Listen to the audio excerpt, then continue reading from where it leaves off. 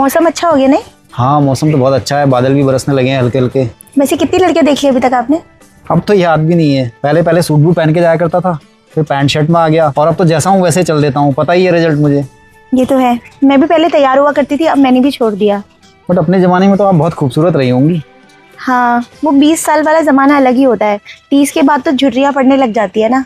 वो चाय समोसे आपके नीचे ही रह गए। नहीं चाय वाय पीता नहीं मैं, आजकल ब्लैक कॉफ़ी पीता हूँ, थोड़े हेल्थ के इश्यूज आते हैं। आपके लिए मंगवा दूँ? नहीं नहीं, आजकल मैं थोड़ा शुगर फ्री चाय पी रही हूँ। थोड़ा इंसुलिन स्पाइक हो जाता है ना मेरा। ओह, और भी कुछ हेल्थ इश्यूज हैं क्या आपको? हाँ, थायराइड और पीसीओडी की भी समस्या है। डॉक्टर ने आजकल तला भुना खाने को भी मना करा हुआ है। ये तो बहुत कॉमन है आजकल। आपको? देखिए मेरा तो वैसे कुछ प्रॉब्लम है नहीं ऑफिस में बैठे बैठे, लेकिन आजकल थोड़ा कमर दर्द की प्रॉब्लम हो गई है, स्लिप डिस्क हो गया है और थोड़ा सर्वाइकल की प्रॉब्लम भी शुरू हो गई है। हाँ, एक टाइम के बाद हो ही जाता है। तो आज तक आपको कोई लड़का पसंद नहीं आया क्या?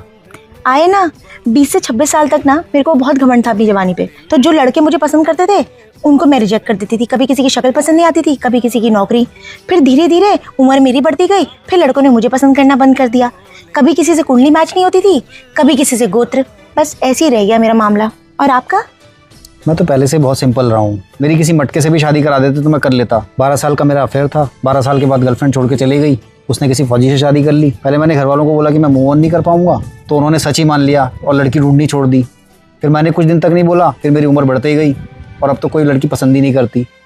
लेकिन दिखने के तो बहुत अच्छे हो आप। मुझे विश्वास नहीं हो रहा आपको कोई लड़की ने पसंद नहीं किया। आपको मैं पसंद हूँ क्या?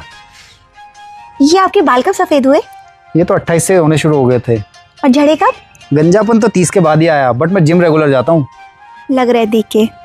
आपको जिम का शौक नहीं है क्या? नहीं, सुबह नींद नहीं खुलती। कोई बात नहीं, मैं उठा दिया करूँगा।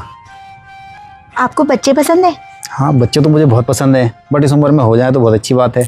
नहीं नहीं, आजकल तो IVF की सुविधा भी चल गई है। अच्छा हाँ, और एक बात, मेरे माँ बाप बूढ़े हो गए हैं, आपको उनके साथ रहने में कोई दिक्कत तो नहीं होगी? इस उम्र में तो मैं अब किसी के साथ भी रह लूँगी। वैसे भी आप ही इतने बूढ़े हो चुके हैं, आपके माँ बाप तो और भी ज़्यादा बूढ़े होंगे। तो शादी के बारे में आपका क्या ख्याल है? कहीं डेस्टिनेशन वेडिंग करेंगे या घर पे? देखिए, उम्र तो हो गई हमारी, तो प्री वेडिंग शूट तो नहीं करा पाएंगे।